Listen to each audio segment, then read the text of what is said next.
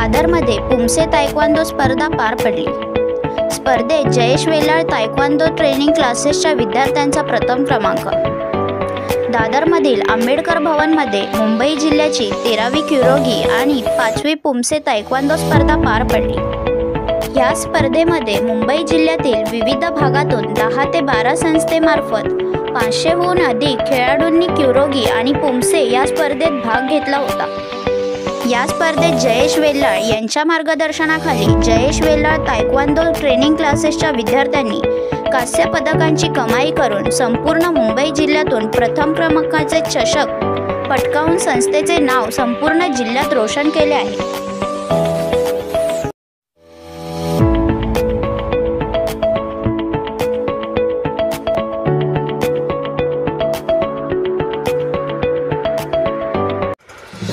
नवीन घडामोडी पाहण्यासाठी आजच आम्ही मुंबईकर 24 तासला लाईक करा, सबस्क्राईब करा आणि अपडेट रहा।